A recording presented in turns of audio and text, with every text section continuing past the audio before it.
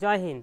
ইংরেজিতে সিঙ্গুলার থেকে প্লুরাল করার ক্ষেত্রে বা এক বচন থেকে বহু বচন করার ক্ষেত্রে আমরা দেখব যে সমস্ত নাউনের শেষে ওয়াই থাকবে এবং তার আগে যদি ভাওয়েল থাকে তাহলে তাদের প্লুরাল বা বহু বচন করা খুবই সহজ। শুধু ওই নাউনটির শেষে এস যুক্ত করতে হবে, তাহলেই সেই নাউন শব্দটি এক বচন থেকে বহু বচনে পরিণত হবে। কয়েকটা উদাহরণের মাধ্যমে দেখা যাক। এই বয় বিশেষ্য পদটিতে দেখা যাচ্ছে শেষে ওয়াই আছে এবং তার আগে ভাওয়েল আছে। এবার আমরা যদি বলি ভাওয়েল কি কি, ইংরেজিতে ভাওয়েল 5টি, 26টি বর্ণের মধ্যে পাঁচটি বর্ণ ভাওয়েল। সেগুলো কি কি?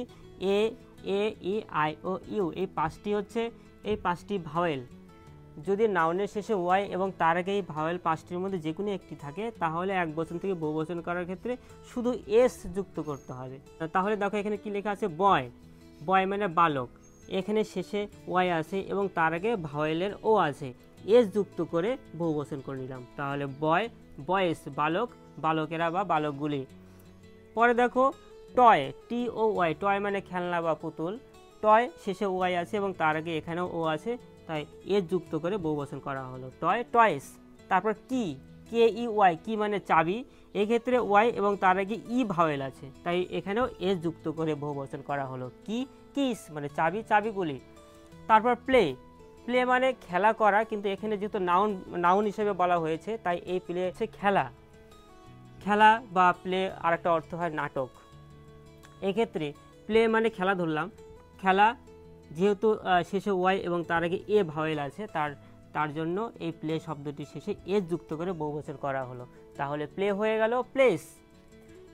এবার এখানে দেখো ডি এ ওয়াই, ডে মানে দিন, শেষে ওয়াই এবং তার আগে এ ভাওয়েল থাকার জন্য এস যুক্ত করে বহু বচন করা হলো, ডে, ডেস, দিন, দিনগুলি। তারপর আছে মাংকি, MONKEY, এখানেও শেষে ওয়াই এবং তার আগে ই ভাওয়েল আছে যার জন্য মাংকি হয়ে গেল মাংকিস, বানর, বানরগুলি বা বানরেরা। সমস্ত নাউনের শেষে ওয়াই থাকবে এবং তার আগে কনসোনেন্ট থাকবে, সেগুলো কিভাবে এক বচন থেকে বহু বচন করতে হবে তার নিয়মগুলি আগের ভিডিওতে আলোচনা করা হয়েছে। যারা আগের ভিডিওটি দেখোনি, এই ভিডিওর ডেসক্রিপশনে আমি লিঙ্ক দিয়ে দেবো, তোমরা দেখতে পারবে।